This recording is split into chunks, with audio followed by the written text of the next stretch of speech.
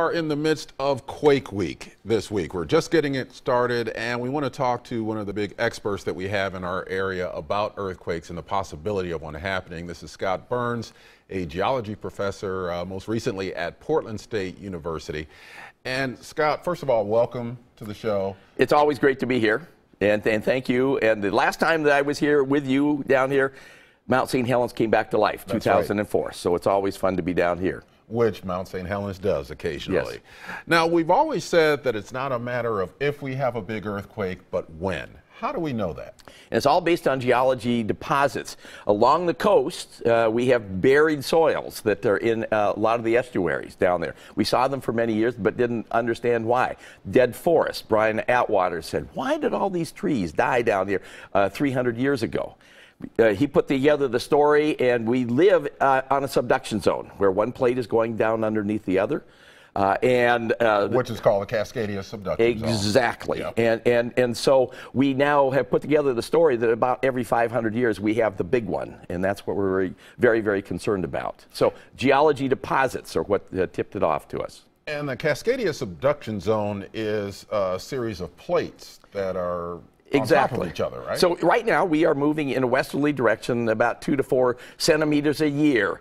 And off of the coast, we have 200 miles off the coast, a chain of volcanoes, creating another plate called the Juan de Fuca plate that is moving in our direction, 4 centimeters a year. And it is going underneath us here. And as it does, it's locking with the North American continent, uplifting the coast range. And then periodically it breaks. It'd be nice if it broke the whole way it went. And when it breaks all the way from Northern California all the way up to British Columbia, creating a very, very large magnitude earthquake. Will we have any warning when that happens? The answer is, when it breaks from one end to the other, no.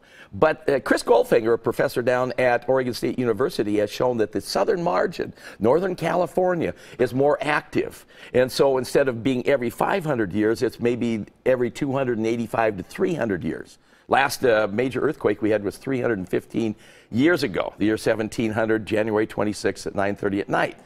And so we're overdue for the southern margin. Now, the interesting thing is if it occurs in southern Oregon, northern California, we may have up to 20 minutes of time before the essential big waves hit Portland. And the state right now is working on this to like a reverse 9/11 system that could alert us here in Portland.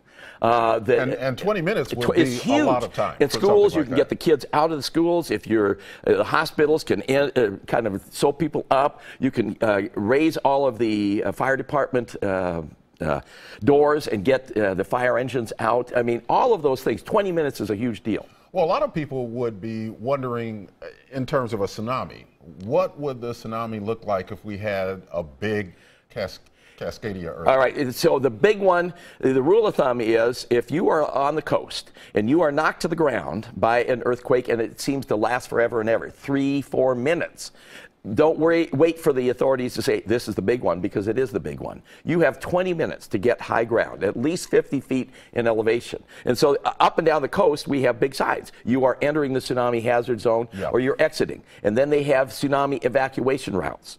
And so if you live in those particular areas, you need to, or stay in those, know how to get to the highest ground.